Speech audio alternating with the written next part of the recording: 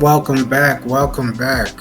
Thank you to all the viewers that watch my videos, all the people who subscribed, all the people who liked. Um, Feel free to respond to my videos however you see fit. I do value your responses, I do value your input on the videos, and I hope you are enjoying my content. I'm going to try to keep up with some news and stories, things that are like breaking, because I know people do like breaking news and all that. I try to take a separate angle. I try to kind of talk about things that uh, is more personal, angles that haven't been covered, and things that just aren't, your typical gaming news and perspectives. Today, I'm going to talk about a little bit of sad news. I guess you can consider it sad news if you're a gamer and it's not, like how you call it, like a console servant, or, like a console dedicated to one console or whatever type of person. I consider it sad news. I'm going to talk about today the top 5 reasons I sold my PlayStation 5. Let's get it started.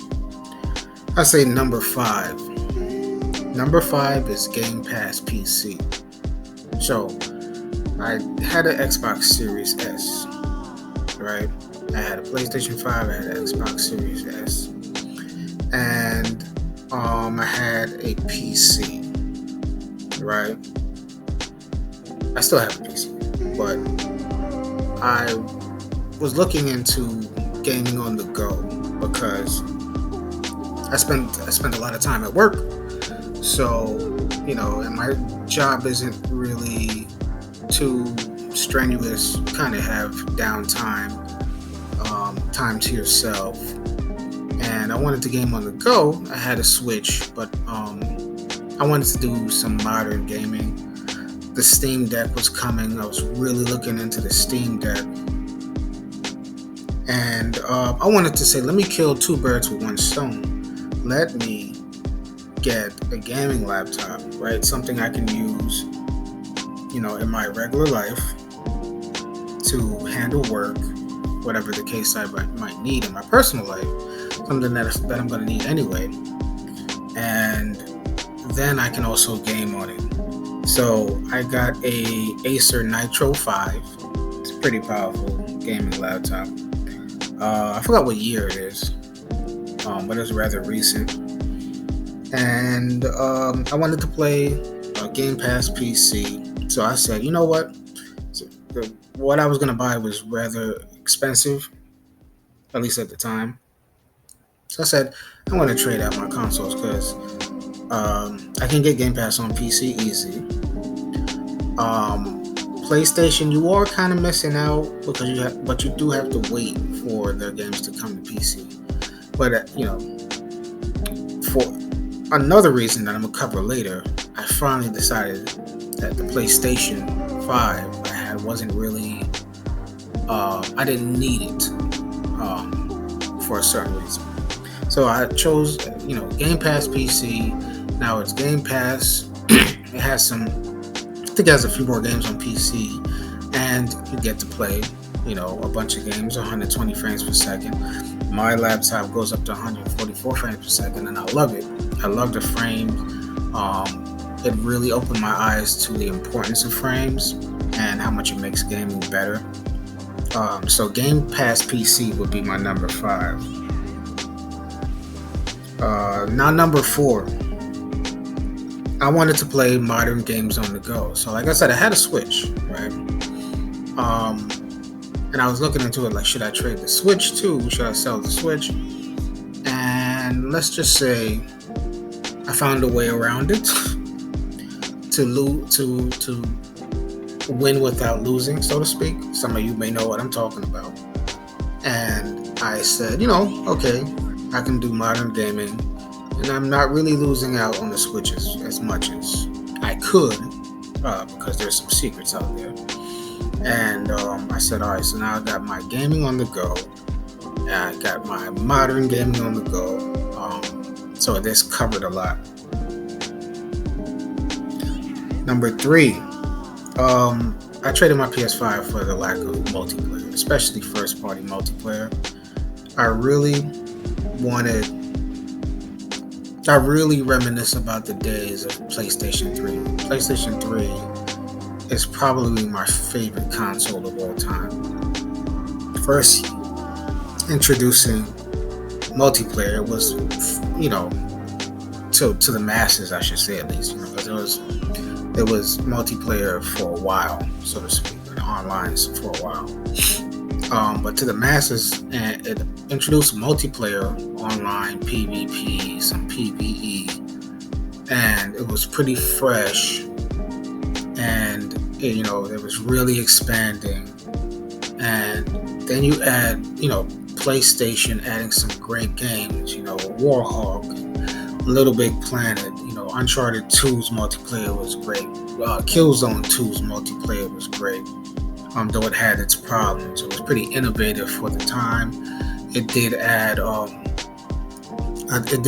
like a new, something I haven't seen, where it was, I think it was called Warzone, where in one game, it would switch through multiple objectives like capture the flag, zones, King of the Hill,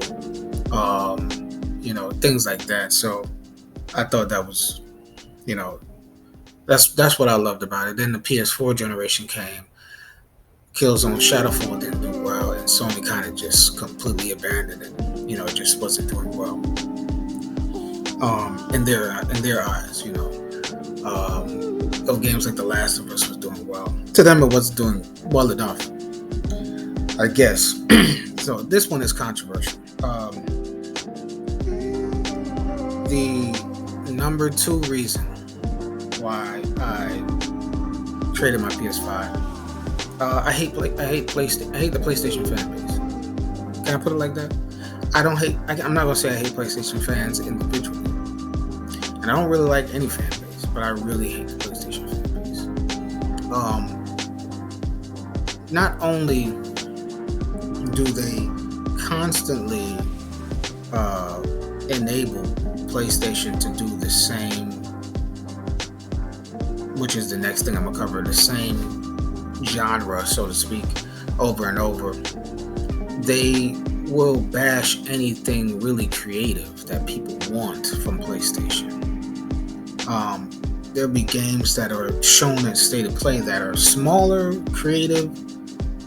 They're not big cinematic games, and they'll trash it. And now, don't get me wrong, I know why they trash a lot of these games, because they need the big bangers to debate back and forth with the Xbox and Nintendo guys. That's why I don't like fan bases at all, because they ruin my game experiences. It's not because it's not. Some people say, oh, just ignore them. No, you can't, because then they'll trash anything that is not a, prototypical banger. They'll trash it, and then what's coming on your system is the same,